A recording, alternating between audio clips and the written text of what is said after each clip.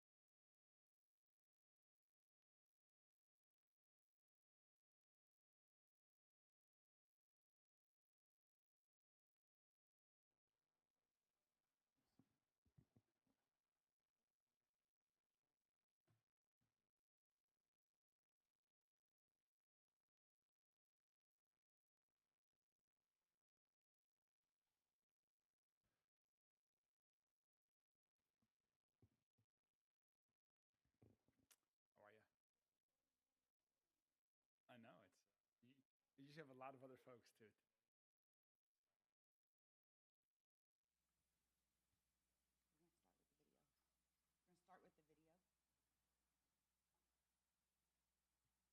You guys all ready?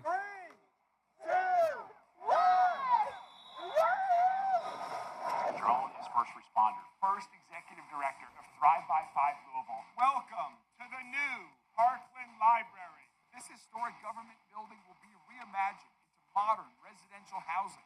Survival rates of 92% for the 29 patients that have received blood en route. GE Appliances, nearly $1.5 billion investment. Welcome to the Chancery. We're here in one of 34 units of new affordable housing. You test it real quickly before you put on the, okay, the pothole blitz has started. I'm so excited to be here to open this new, huge Algonquin Park pool. Safe Louisville takes a new, coordinated, multifaceted approach to work together to prevent violent crime from happening in the first place. We are moving forward with the community commitment, Louisville's consent decree. We are making great progress on the reimagination of the Belvedere. At Louisville Metro government, we're working hard. We're seeing such great positive momentum in every corner of our city. But I want to be very clear that we are just getting started. Well, guys, that's a wonderful way to start the morning with the reflection back on the past 2.5 years of hard work by 5,000 hardworking men and women that make up Louisville Metro government. And I am so proud every day to start my day as mayor of Louisville. It is without a doubt one of the most challenging things I have ever done in my life, but it is also the most rewarding thing to see the progress that we have made. And so whether it's starting my day like I did today, running a 5K with the new police recruits that are in the academy getting ready to serve our community in public service through LMPD, or whether my first day is a coffee with a constituent or coming straight to the office to get hard at work, every day we are making great progress. It's been an incredibly busy summer, but that's just par for the course because it has been an incredibly busy 2.5 years since I became mayor.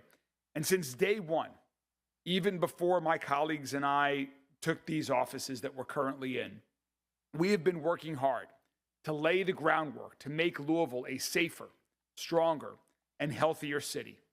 And now, as you briefly saw in that short video, thanks to 2.5 years of working hard, thinking big, and getting projects done, we are seeing amazing progress all across our city. Momentum that you can truly see and feel in every neighborhood. So today, as we start to approach the end of summer, as families start to get back to school, we thought it was an appropriate time to update the entire city on some of the progress that we have made on some of our highest priorities. And as you have heard me talk about many times, our highest priority is improving public safety. And 2.5 years in, I am proud to report that we have made Louisville safer. Homicides and shootings have gone down since 2022. And this year, homicides and shootings are down over 30% compared to last year alone. Carjackings, aggravated assaults, and robberies are all down too. And this progress doesn't just happen. It's the result of tireless work, collaboration, and innovation, all of which is part of our Safe Louisville plan. LMPD Police Chief Paul Humphrey and his team are hard at work every day, implementing their 2025 crime reduction plan. And it's working. LMPD has also established its first non-fatal shooting squad to clear more cases and prevent violent crime from happening. We have innovative Metro government programs like our Crisis Call Diversion program that's given our officers more time to focus on violent crime. And we've been stepping up our efforts to collaborate with other local, state, and federal partners to crack down on violent crime. Initiatives like our Prohibited Firearms Possessive initiatives that prosecutes repeat gun offenders more thoroughly, and our Gun Violence Task Force, which is getting violent felons off of our streets. We announced our Critical Infrastructure Task Force last year, and we've already received many tips that have led to multiple arrests to protect our critical infrastructure throughout the entire city. In 2024, more cars were seized for street racing than in any previous year, and now instances of street takeovers have decreased dramatically. Another way that we prioritize public safety is investing in our team and giving them the resources that they need to be successful. Like the Summit Wellness Center, a nationally recognized facility for our public safety professionals that has significantly reduced the amount of time missed due to injury and improved physical and mental health of our first responders. We've also invested more in cameras at our parks and other city properties, license plate readers all across the city. We have more staff and enforcement activities at our ABC to help reduce nuisances and unsafe conditions. They've done a great job. We have new fire engines, a truck, and building improvements at 4 firehouses with Metro Council's support. And new contracts for police safety professionals, including the single largest pay raise in Louisville Fire Department history. And our new budget that we just passed doubles down on those investments, including funding for the first new firehouse in 15 years and a new first responder drone program. But we know that our progress needs to continue. We need to be even bolder and move even faster. So through our comprehensive crime reduction plan, Safe Louisville, we have a strategy that will continue to reduce shootings and homicides by at least 15% each year moving forward, on top of what we've already accomplished. And through our community commitment, we recommitted to LMPD's reform efforts that will make them the most trained, trusted, and transparent police department in our entire country. And beyond public safety, we have also created a stronger Louisville over these past 2.5 years. Louisville is now a premier destination to do business. Back in 2023, we convened 80 business leaders from throughout the community, along with educational, nonprofit, and civic leaders, to create a comprehensive plan for economic development, something our city hadn't seen in over a decade. And that resulted in the launch of the Louisville Economic Development Alliance. And thanks to those efforts, we saw nearly 5,000 new jobs created last year alone. That's the most in over 7 years. Investments that touch every neighborhood, both inside and outside of the Waterson Expressway. And we hired Trevor Paul as LEDA's first CEO, and the ribbon cuttings and announcements just keep coming since his arrival. We are on a roll. Like this summer's announcement that GE Appliances will invest $500 million and reshore 800 jobs at their global headquarters right here in Louisville at Appliance Park. And just wait for some amazing announcements next week that it will show how this momentum is continuing to move forward throughout our city. Louisville also keeps raising its profile as the host to the world, including the greatest 2 minutes in sports, the Kentucky Derby, and the best month in Louisville that precedes that, the Kentucky Derby Festival. We have iconic music festivals like Bourbon and Beyond and Louder Than Life that are coming up and that just recommitted to over a decade here in our city. And I'm excited for some more exciting announcements that you'll hear soon about those festivals this year as they get bigger and better every year for Bourbon and Beyond and Louder Than Life. We're also hosting major sporting championships like the PGA Championship, the ISCO Championship, which is now an annual stop on the PGA Tour, the NCAA Volleyball Final Four, which set records, and the Professional Lacrosse League All-Star Game, which we had for 2 years in a row. We also have the Solheim coming to Louisville for the very first time in 2028, and so much more is on the way. We've also brought downtown back over the past couple years. We secured $100 million from the state to invest in projects right here in downtown, like the reimagination of the Belvedere that's underway and happening. Louisville Gardens, which is going to be a world-class movie production studio. We've announced the Diamond District, which will revitalize that area and parking lot around Slugger Field. And the Butchertown Apartments, which are getting ready to begin right next to Lynn Family Stadium. And speaking of housing, we're well on our way to our goal of creating and preserving 15,000 new units of affordable housing. We're about 5,000 units of the way there already in my time as mayor. And we're going to announce one more later today, a new innovative home that's just built in Louisville by Louisvillians for a Louisville family that I'm really excited to announce later today. We also have other innovative programs like our downtown building conversion fund and our lien waiver forgiveness program that's taking underutilized spaces across our city and creating quality, affordable housing on those lots. We also celebrated the opening of Sheehan Landing, the city's first completely dedicated, permanent supportive development. All while we decreased unsafe homeless encampments by 93%. At the same time, we increased access for services to our homeless population by building new shelters, and we're working right now on completing the innovative community care campus in Smoketown. And thanks to the work of the Mayor's Early Learning Action Group, we've launched Thrive by 5 Louisville and are well on our way to making early learning opportunities more accessible, available, and affordable for all 3- and 4-year-olds throughout our entire city. We've got some big announcements coming up this fall. One great example of this initiative, also this fall, Bezos Academy is going to open 3 tuition-free preschools across our city. We've also found a way to make Louisville a healthier city over the past couple years. We've improved our public amenities dramatically, like our parks and our libraries, which are such an important part of having a healthy community. This has been a major focus of mine since the first days of my administration, and now I'm thrilled to talk about some of the results.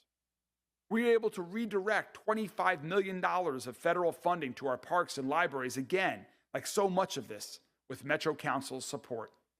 And now we've opened and reopened renovated parks in every corner of our community.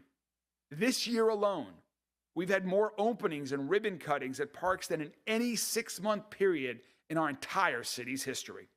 Like the new Nick Rodman Legacy Park that we opened earlier this summer in the South End, the world-class pool, I call it a water park, that we've opened at Algonquin Park in the West End, and Playport, which opened earlier this year as part of Waterfront Park's westward expansion. We've also improved accessibilities at playgrounds, upgraded restrooms, added cameras, lights, free Wi-Fi, walking trails, tennis courts, pickleball courts all over the place, and even started our new park ranger program to improve the safety in every one of our Louisville Metro parks.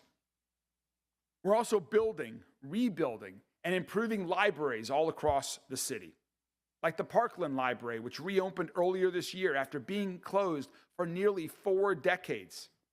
And while we're making our downtown healthier, safer, and more walkable through projects like the Reimagining 9th Street project, which we've already just started work on, converting one-way streets into 2-way street conversions to make our streets and neighborhood safer and better. And the Nulu Streetscape, which was funded for over a decade, and we are finally getting completed this fall. A healthier downtown also means more greenscapes, like the Traeger Microforest, which has opened this summer, and Lumed Commons, which we broke ground earlier this year and will be completed this fall.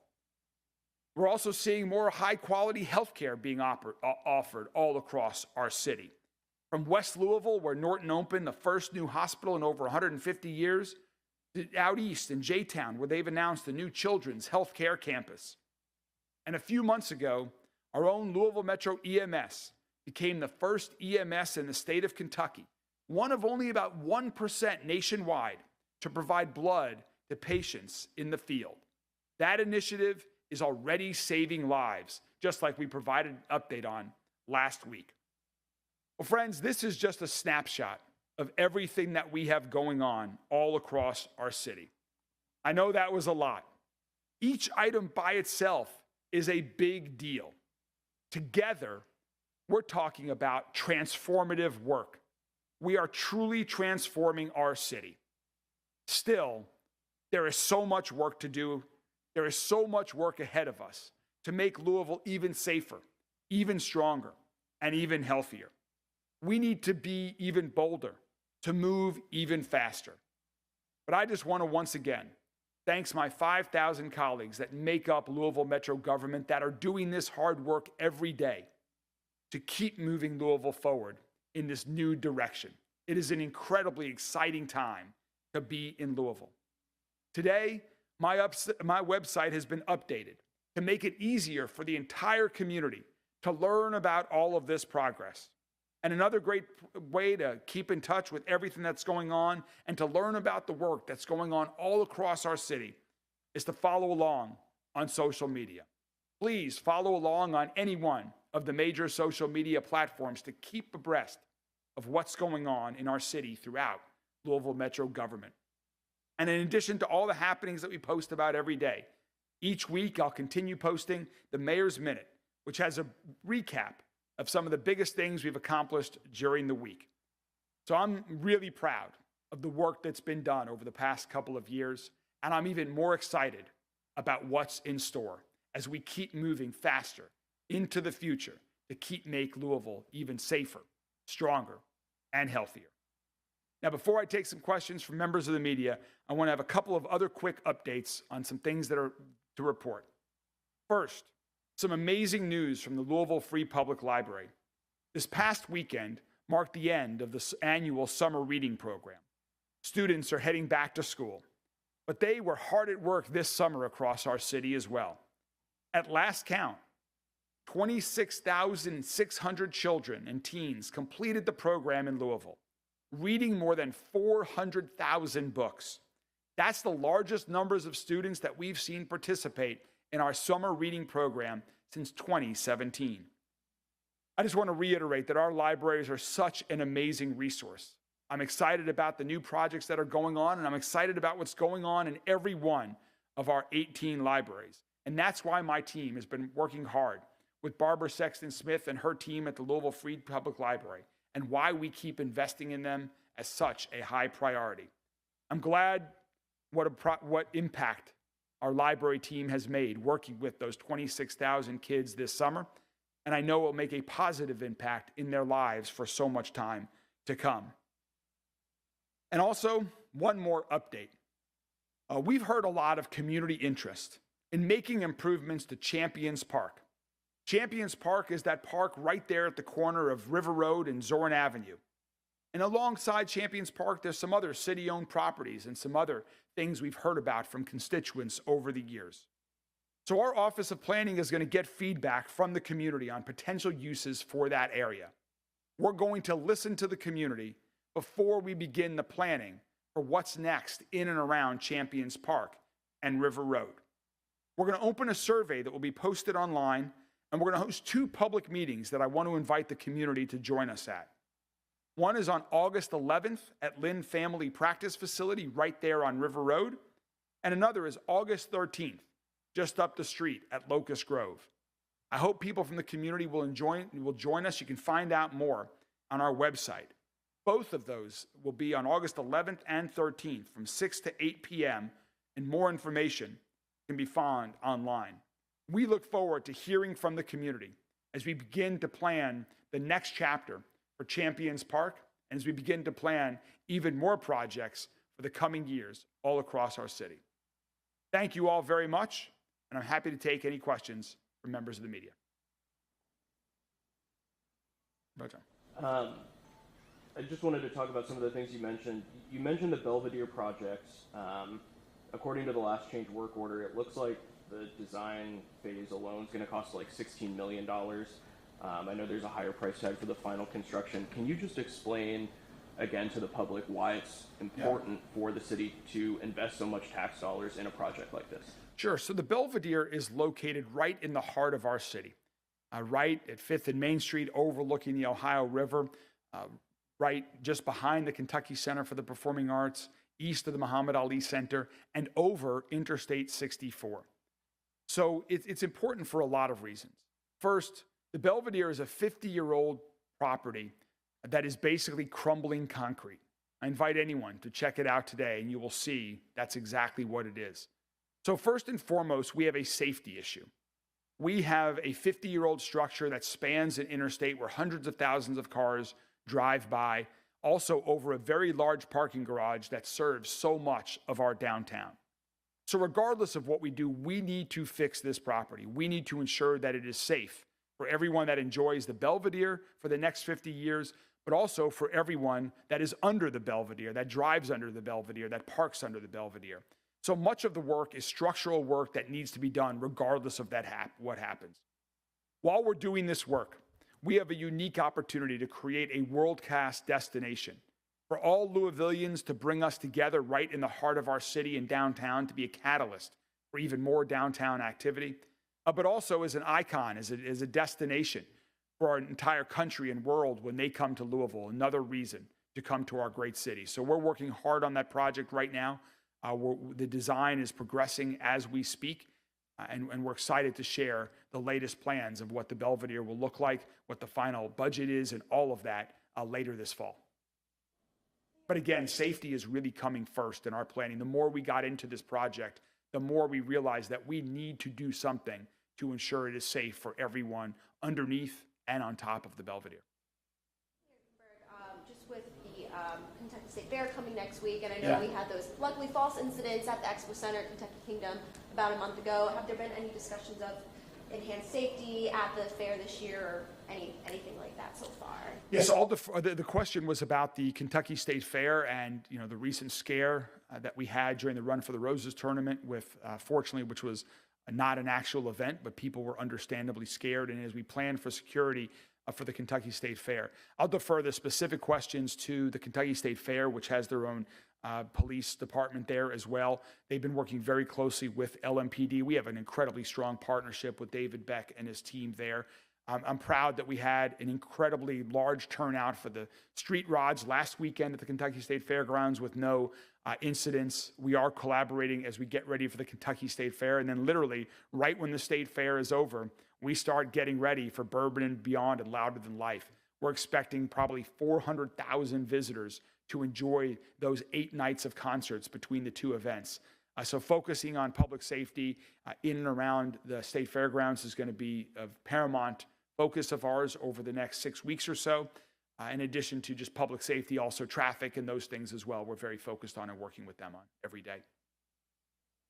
For Shawnee Park, kind of addressing the recent vandalism, I saw there are going to be some repairs. Can you kind of detail what that repair process will be like, as well as the timeline?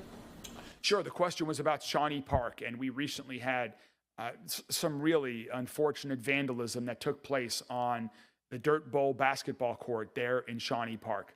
We quickly went into action, and Sunday night was the championship of the Dirt Bowl.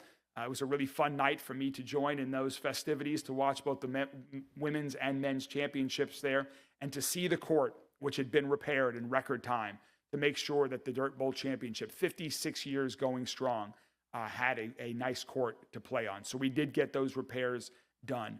Moving forward, we need a more permanent solution to ensure that people who are playing basketball are who are on the court, and that there aren't vehicles or other things that can cause damage. So we're working on some longer-term solutions right now, and so we'll have those soon. But I do want to talk about safety in our park, because that's an area where we have made tremendous progress. One of the things I mentioned is we've added so many new lights. We've added more cameras. We've added license plate readers, and we now have a park ranger program that we're working to grow, so we can have more park rangers to ensure all of our parks are safe, make people feel comfortable there as well, and also to prevent any things like this from happening in the future. But cameras and community information is very helpful. If people have information on what happened there, on who was responsible, we encourage them to call anonymously 574 LMPD, because those individuals should be held accountable for that action. Yes. Mayor, another thing that you mentioned being a priority for the administration is libraries. I'm just wondering, with the talks and the proposals around Mid-City Mall, what the administration is doing or can do to be proactive about finding a new home for the Highland Shelby Park Library. Sure. The question was about our priority of libraries, and there's been some recent media coverage of some potential plans for transformation of the Mid-City Mall property, where currently we have a Highlands Library branch, and how that would play into any future developments there. I would love to see a new development that happens at Mid-City Mall to include a new library there. And so we have not yet had any discussions. A lot of the recent media attention was surrounding a filing that was made in zoning before that group had conversations with the city. But we're looking forward to having conversations with them or any other new partner that is looking to do something at Mid-City Mall. And we're going to be encouraging them to include a library as part of that development, particularly if they're seeking city incentives for that. If it's not in that location, we need to make sure that the Highlands has a library location that is a well-utilized library. I know it's a community that enjoys having its library, and so we'll make sure that there is an even better replacement than what is there now, if and when a new project happens. Community idea, I guess, and our idea coming from the community about repurposing the old Shelby Park Community Center, which would obviously need a bit of renovation. Yes. And a little bit of repair. I mean, is that something that you all have thought about or looked at any numbers on? So the question was about the Shelby Park Library building as well. One of the things, we have so many historical gems in our city. We've got great historical parks. We also have historical Carnegie Library buildings in our community that you see in different parts of our city. And one of them is located right at Shelby Park, a beautiful building right there that is currently not really being used. It has a couple of activities every now and then, but for all intents and purposes, it does not have a current use. And so we've been listening to the community about ideas. I would love to reimagine the next chapter of that great historic library building into something special. I've heard several good ideas. The question is, what is a model that works economically into the future for that? Is it a library? Is it another type of center? Is it home to something else? We're listening to lots of different ideas, but I would like to have a new plan for that building because it is a historic gem. Shelby Park is a wonderful neighborhood, and I hope in the not too distant future we can continue. We've been doing a lot of community listening. We'll do more, and then we'll ultimately come out with some plans. Mayor, what's the status of the LMPD headquarters building? You still scheduled to move in sometime this summer, and do you know yet what the final cost is going to be? So the question is about the timeline for the LMPD headquarters building. Summer ends officially what? September 21st, is that right? We will be within days of the official end of summer when the move-in happens. So stay tuned, but I'm very excited for our police chief and his team and many of his colleagues to move into the first phase of the renovation of the LMPD headquarters by the end of September. We'll have plenty of announcements. We'll be inviting the media in to see the new project. And I'm really excited about that. In terms of budgets, we'll have to get back to you on what the latest budget numbers are. I don't recall those off the top of my head, so we'll get back to you on what the latest were. But I know we recently sent those out. Nothing has changed since that last update, but we'll get that to you. Any more questions, guys? With the recently announced Newberg grants kind of focused on crime reduction, can you talk a little bit about what the crime statistics were showing and why that specific neighborhood is being prioritized over others? And also just share a little bit about how this contributes to the Safer Louisville plan. Sure. So the question was about the Newberg neighborhood in particular? So the question was about the Newberg neighborhood and our focus on that community and overall some of our crime statistics. And I'm also excited that this weekend happens to be Newberg Day. So there's going to be a great festival Friday night, a parade Saturday morning, lots of activities Saturday. I encourage people to join me out there. Councilwoman Barbara Shanklin has been working hard on some exciting events out in Newberg. So as part of the Safe Louisville plan, we have 5 strategic focus areas, 5 really small, sometimes they're a neighborhood, but specific areas that have historically seen enhanced levels of violent crime that we want to focus on. And it's far more than just policing. It's about things about ensuring that the parks are kept up well, that graffiti is removed. If there's trash in the alley, that we make sure we take care of that. A holistic approach where we can use every resource at Metro government's disposal to improve the quality of neighborhood and reduce the amount of violent crime, to improve public safety. And so that's one of the areas that we have been focused on. And I'm proud to report that citywide, as I mentioned, homicides and non-fatal shootings are down over 30% this year alone, as of the most recent report that I saw yesterday morning. And other violent crimes as well are also down. So that is progress we should all be proud of, but it's nothing to celebrate. there is still too much violent crime, and we have to continue doing what we're doing because it's working, but we have to do more. We have to implement new strategies and move even faster. Any one violent crime is too much, and we are committed to doing everything we can to continue to improve public safety throughout our city. Anything else? Thank you all very much. Have a wonderful day.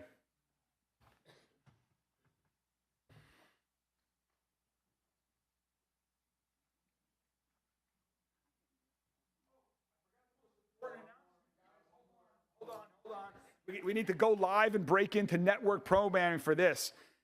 Particularly those of you and members of the media are going to want to definitely know about this one. We have a big birthday to celebrate. It is Jen Keating's 50th birthday today, and I forgot to wish her a happy birthday. So happy birthday, Jen. I'm sorry, 30th. Okay. I'll change my talking points were wrong there. Happy birthday, Jen.